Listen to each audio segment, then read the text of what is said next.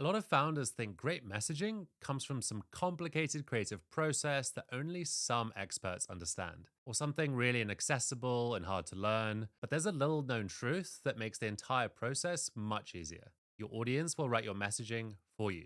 It's a hack I learned as a founder myself, and in this video, I'm going to show you a simple and practical method that completely removes the stress of writing clear and compelling messaging, one that helps you sell your products and services much easier. No more agonizing over the right wording, no more staring at a blank page.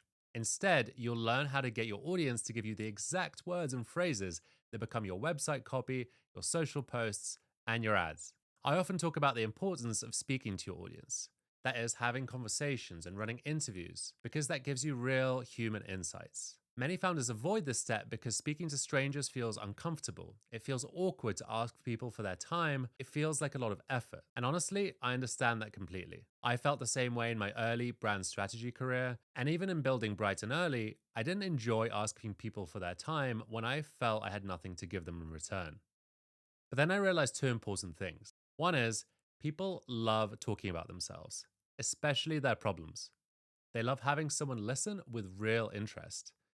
So you are actually giving them something that's rare, undivided attention that's all about them. And two, these conversations gives you a shortcut to writing messaging that actually converts those very same people to buy your products or services. I don't know about you, but that's a trade I'll take every day. Once I understood this, I never questioned the value of audience conversations again. So let's walk through how to make this your biggest advantage. Let's talk about the philosophy behind this concept first and why you should care. Now, you might feel 100% certain that your idea for your product is exactly what people need. Yet, experience with founders shows that our first products, our guesses, are only partly right. So, you need your audience to help you improve your product or service and push you in the right direction. Secondly, it's a known fact that humans, including your audience, are really emotional, unpredictable, and very often irrational. Even if you put exactly the right offer in front of someone to solve the exact problem they're having with a huge value upside for them, even then, they might not bite. Yet the lifeblood of your business is your audience caring, because the biggest threat to any startup is audience apathy, them not caring. So, how do you make them care? Now, here's the real secret to messaging. You listen. You hear what frustrates your audience, you understand what they struggle with, and you write all of it meticulously down. Then you use the exact words they say as your messages on your website, on your social channels, in your emails, in your ads. I promise you, it works. Why? Because when people hear their own words reflected back to them, they pay attention. It's instinct. We all want to feel seen and heard. And when your audience sees their own thoughts expressed clearly in a world full of noise, it really stands out. That's the power of audience led messaging. Now, how do you actually do it? As I talk about often, the first step of brand building is nailing your audience niche. If you don't have one yet, you begin by talking to a broader set of people who might be your niche, your total addressable market, your broader audience. It might be something broad like parents, or entrepreneurs, or car owners. At first, you talk to those people and you speak to 20 to 30 people. Maybe one of them fits perfectly to your product. But as you get better and you have more interviews, you narrow your focus. You might find 1 in 10, 1 in 5, and so on. Over time, as you get better at spotting your niche and having more interviews, the process gets easier. So, how will you know who your niche actually is? Well, there's 4 characteristics to look for. One is they have the problem you want to solve. 2 is they struggle with that problem frequently, ideally every day. 3 is that the current solution they use to solve that problem is bad, and not just mediocre, but like a 4 out of 10 bad. And 5 is they're part of a distinct group that talks to each other, that are similar to each other. That way, they can speak to each other about your product, and then they help you grow. Examples of a niche could be not just parents, but mums of 6 to 12-year-olds who shop at Whole Foods and send their children to Montessori schools. Not just entrepreneurs, but digitally nomadic tech entrepreneurs building AI driven SaaS B2B businesses. Once you identify these people, you start digging for insights. And this is just industry jargon for literally talking to people, finding them in real life, emailing them, asking them for 20 minutes, scheduling a call or a video chat. This is a habit to build as a founder, and you never want to stop doing it. Here's a selection of questions to ask, adapted to whatever you're building. What does a typical day look like for you? What challenges do you encounter? How do you feel about those problems? What do these problems cost you in time, effort, money, or missed opportunities? What keeps you up at night? How are you trying to solve this today? How is that working out for you? What do you wish existed that does not exist yet to solve this problem? Ask why often. Say, tell me more about that. Ask for a story about the last time they felt this problem strongly. Ask what a perfect solution might look like if they could wave a magic wand. Now, here is the golden rule. Never reveal your product or service during these conversations up front, only at the end, because it will bias them.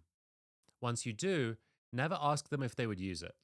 People will try to be nice and they'll say yes, but it's not a reliable signal. People say they might use many things they never actually use. Let their stories and frustrations guide you, not their predictions. Some other tips are use an AI transcription tool whenever possible. Ask for about 20 to 30 minutes, not a whole hour, to make it more manageable. And at the end of each interview, ask each person if they could introduce you to 2 to 3 more people just like them. This is how your interview pipeline grows quickly and you zero in on your niche. Now let's talk about how your audience actually writes your messaging for you. You start by collecting all your notes and all your transcripts in one place. You sit with them and you highlight every sentence related to their pain points, frustrations, and emotional triggers. You look for repeated phrases that multiple people say. You extract the exact quotes that express their dream outcome. You extract the exact phrases that relate to their biggest fears of failure. Then you group these quotes into themes.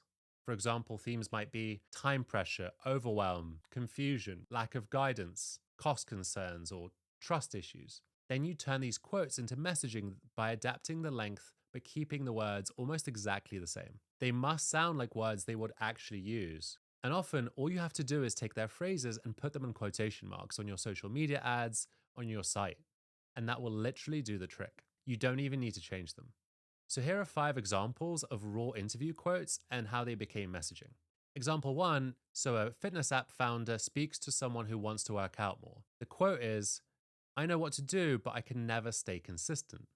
So the website headline is, we don't tell you what to do, we help you stay consistent. Example 2 is a parenting product. The interview quote is something like, every day feels like a juggling act and I never get a break. So they create a social post with the message, for the days that feel impossible, a break from the chaos of juggling. Example number 3 is from a productivity tool. So the interview quote is, I spend more time managing my tools than doing the work. So the homepage messaging copy becomes, spend less time managing your tools, more time doing the work. Example 4 is from a meal prep company. The interview quote is, I want healthy meals, but I just don't have the time or energy to cook. So then the ad headline becomes, healthy meals that give you time back, not take it away. Example 5 is a mental health app.